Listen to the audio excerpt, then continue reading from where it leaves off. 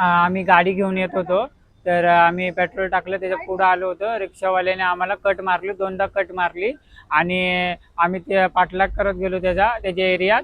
आणि मग त्याच्यानंतर त्यांनी डायरेक्ट सुरुवात केली, आम्हाला लय मारलं, डोक्यात हे मारला हंडा आणि बुक्क्या लाथा बुक्क्या मारल्या. आम्ही बोललो आमचे जे पण काय झाले नुकसान ती भरपाई दे, पण त्यांनी आमचं ऐकलं ना, डायरेक्ट मारामारी चालू केली. मी चंद्रकांत हरिभाऊ कडणे, उल्हासनगर गायकवाडपाडा येथे राहतो आणि आम्ही बाईकवरून येत होतो.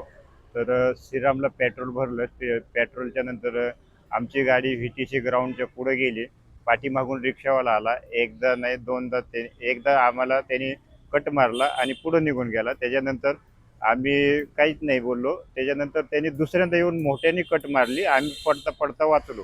पडता पडता वाचल्यानंतर त्याने जे गल्लीमध्ये रिक्षा घातली, तर डायरेक्ट ते गणेश मंदिर आशेला पाडा इथं थांबवली. तर तिथं मी विचारलं की बाबा आम्हाला कट का मारली. त्याच्यावरून तो बोलला की बाबा कसली कट मारली, आणि फुल नशेमध्ये तो होता. आणि त्याच्यानंतर तिथले जे आजूबाजूला 7-8 मुलं होते, त्यांनी आम्हाला डायरेक्ट माझ्या बायकोला, पुष्पा, सोनू, माझा मुलगा अपंग आहे, अजून दुसरा मुलगा अविनाश, यांना मारहाण केली. नंतर मी 112 नंबरवरती फोन केला. तर सर्व झाल्याच्या नंतर पोलिसांची गाडी तिथं आली, बाईकवरती 2 पोलीस आले.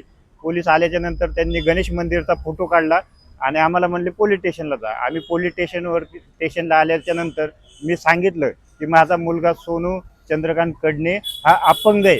माझ्या बायकोला कपड्याला असं पकडून मारलं, डोक्यामध्ये फाईट मारलं. जो मुलगा अपंग आहे त्याला हंड्याने कळशीने मारहाण केली आणि डोक्यामध्ये पण फाईटी मारल्या. मी त्यांच्या पाया पडलो की बाबा माझा मुलगा अपंग आहे, माझी बायको आहे, त्यांनी माझं एक काही ऐकलं नाही.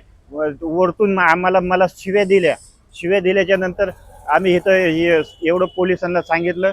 पोलिसांनी आम्हाला विचारलं काय झालं, आम्ही झालेला पूर्ण प्रकार पोलीस स्टेशनला सांगितला. त्यांनी एक हातामध्ये कागद दिला आणि म्हणले जावा घरी. आम्हाला नाही मेडिकलला पाठवलं आणि काही नाही. आता मी आलो तर घाबरत या पोलीस स्टेशनमध्ये आलो, का तर आम्हाला उडवाउडीची उत्तरं दिल्या जातात की बाबा तुमची एनसी, तुम्हाला न्याय मागायचा असेल तर तुम्ही कोर्टात जा. आम्ही 4 दिवस झालं की आम्ही न्याय मागायसाठी येतोय. आम्हाला बोलले की बाबा पहिले थोंबडे मॅडमकडे तपास आहे, तुम्ही त्यांच्याकडे जावा. दुसऱ्यांदा आलो तर ते बोलले की बाबा एनसी तुम्ही न्याय मागायला तिथं तुमच्याकडे मेडिकल पुरावा आहे का. तर आम्हाला मेडिकललाच पाठवलं नाही, आम्हाला दवाखान्यातच घेऊन नाही गेले, तर आमच्याकडे मेडिकलचा पुरावा कसा असणार.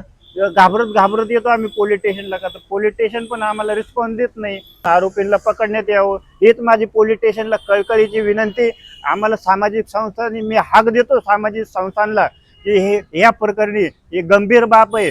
आज अपंग मुलाला माझ्या मारले, मी पाया पडत होतो, माझ्या बायकोला मारले आणि मला मणक्यामध्ये गॅप आहे. तरी मी हे सर्व स्टोरी मी पोलीस स्टेशनला सांगितली. तिथं गयावया करत होतो, 112 नंबरला फोन केला, तरी माझं काही ऐकलं गेलं नाही. तरी हे बोलतात की बाबा कायदे तज्ज्ञांना भेटा, तुम्ही कायदेशीर प्रकरण आहे हे, आम्ही काही करू शकत नाही.